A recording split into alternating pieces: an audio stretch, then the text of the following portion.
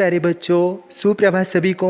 तो बच्चों, आज हम अपने 10वीं कक्षा के हिंदी विषय के तासिका में अपनी अयोध्या सिंह उपाध्याय द्वारा रचित जो कर्मवीर कविता थी, इस कर्मवीर कविता का अभ्यास कार्य देखने वाले हैं। आखिरकार इस कविता के कवि अयोध्या सिंह उपाध्याय हरिऔध जी हमसे इस कविता के माध्यम से क्या शिक्षा देना चाहते हैं और कवि हमें क्या समझाना चाहते हैं, कार्य का जीवन में महत्व किस तरह है, इसका वर्णन अपने अयोध्या सिंह उपाध्याय द्वारा रचित कर्मवीर इस कविता में आज के तासिका में हम देखेंगे। तो अपनी कर्मवीर कविता की पुनरावृत्ति आज हम फिर से करते हैं।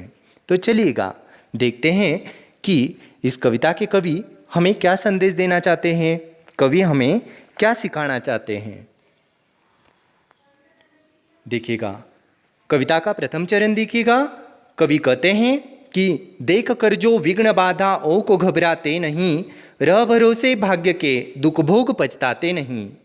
काम कितना ही कठिन हो किंतु उकताते नहीं, भीड़ में चंचल बने जो वीर दिखलाते नहीं। यानी कवि कहना चाहते हैं कि जो लोग समाज में विघ्न यानी मुसीबत, विघ्न यानी संकट, संकटों को देखकर, मुसीबतों को देखकर जो घबराते नहीं हैं और अपने भाग्यों पर दोष देने वाले, अपने भाग्यों को कोसने वाले लोग कभी भाग्य को और अपने भाग्य पर पछताते नहीं।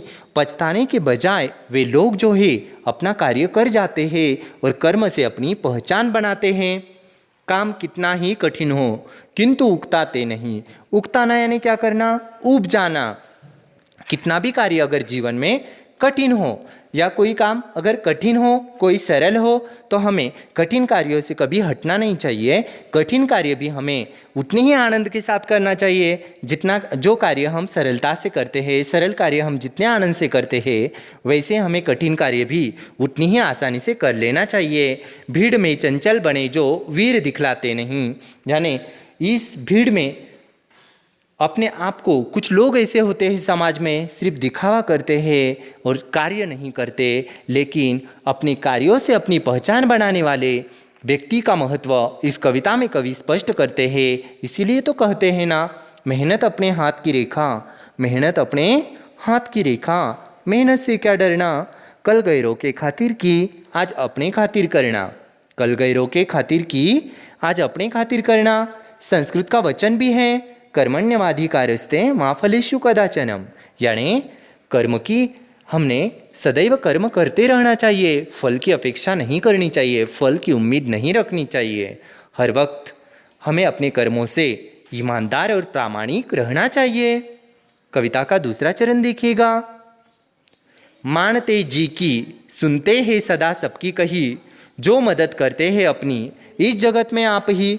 यानी समाज में कुछ लोग ऐसे होते हैं जो अपने जी की, अपने मन की सुनते हैं, अपने मन की बात वो कर दिखाते हैं और करते ही नहीं तो सफलता से करते हैं। समाज में सबका कहना मानते हैं। कभी कभी बड़ों का कहना मानना हमारे लिए उचित भी होता है। तो ऐसा सबका कहना मानना, लेकिन अपने मन ने जो ठान लिया है, मन में जो पक्का इरादा किया है, वो इरादा, वो हौसला हमें छोड़ना नहीं चाहिए। भूल कर वे दूसरों का मुंह कभी तकते नहीं। तकना यानी देखना, तकना यानी देखना। कौन ऐसा काम है वे कर जिसे सकते नहीं। समाज में ऐसा कौन सा भी कार्य नहीं है जिसे हम नहीं कर सकते। जो कभी अपने समय को यो बिताते हैं नहीं, काम करने की जगह बातें बनाते हैं नहीं। आजकल करते हुए जो दिन गवाते हैं नहीं, यज्ञ करने में कभी जो जी चुराते हैं नहीं। यानी आजकल कौन सा भी कार्य अगर संत कबीरदास जी ने कहा है, काल करे सो आज करे, आज करे सो अब, काल करे सो आज करे, आज करे सो अब, पल में बैरी होएगी बहुरी करेगा कब। यानी जो कार्य हमें कल करना है ना, वो आज करना चाहिए, और जो कार्य हमें आज करना है वो अभी इसी वक्त करना चाहिए। यानी हमें अपना समय गंवाना नहीं चाहिए, क्योंकि समय मूल्यवान होता है ना, समय कीमती होता है। काम को आरंभ करके यो नहीं जो छोड़ते, सामना करके नहीं जो भूल कर मुंह मोड़ते। जो गगन के फूल बातों से वृथा नहीं तोड़ते, संपदा मन से करोड़ों की नहीं जो तोड़ते। यानी देखो, अपने संपदा यानी धन, संपदा यानी धन, दौलत जो व्यर्थ ही सिर्फ बातें नहीं करते और अपना समय गवाते नहीं, ऐसे लोगों के प्रति वृथा यानी व्यर्थ, वृथा यानी व्यर्थ। अब अगला चरण देखिएगा, कार्यस्थल को वे कभी नहीं पूछते वह है कहाँ, कर दिखाते हैं असंभव को वही संभव यहाँ। असंभव, असंभव का विलोम शब्द यहाँ पर आया है संभव, यानी अपने कर्मों से हम असंभव कार्य को भी संभवता तक पहुँचा सकते हैं, उसे सफलता के मुकाम पर पहुँचा सकते हैं और अपना लक्ष्य हम प्राप्त कर सकते हैं। उलझने आकर उन्हें पड़ती है जितनी है जहाँ, वे दिखाते हैं नया उत्साह उतना ही वहाँ। यानी हमें हर जगह पर नया उत्साह, नई उम्मीद, नई चेतना हमें दिखानी चाहिए और हमें उतने ही जोश के साथ वह कार्य करना चाहिए कि वो कार्य जो है हमें सफलता तक ले जाएगा, वह कार्य जो है वो हमें सफलता तक ले जाएगा और हम अपना लक्ष्य, अपना उद्देश्य प्राप्त कर सकते हैं।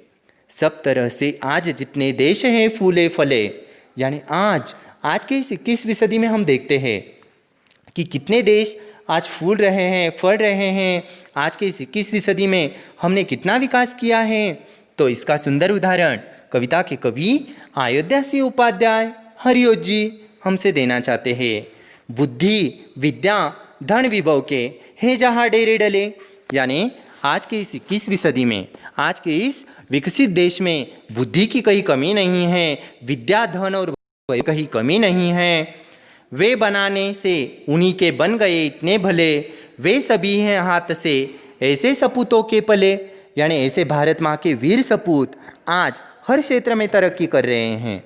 भारत माँ के वीर सपूत आज हर जगह अपनी तरक्की की पथ पर नज़र आ रहे हैं, अपना विकास कर रहे हैं, अपने राष्ट्र की उन्नति कर रहे हैं। इसका सुंदर वर्णन इस कविता के माध्यम से कवि अयोध्या सिंह उपाध्याय जी ने किया है।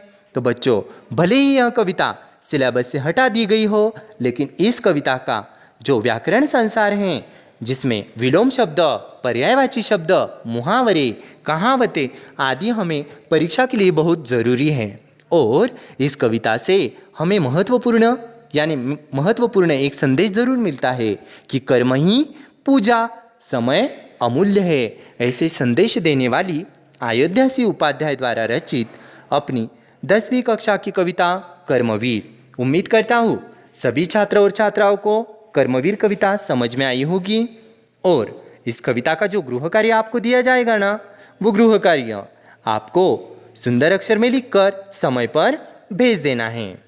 तो सभी छात्रों से उम्मीद करता हूँ कि सभी छात्र और छात्राएं अपना दिया गया गृह कार्य सुंदर अक्षर में लिखकर भेज देंगे और हिंदी विषय में ज़्यादा से ज़्यादा अंक प्राप्त करोगे। चलो अगले तासिका में लेकर आते हैं इस कविता की पुनरावृत्ति। धन्यवाद सभी को।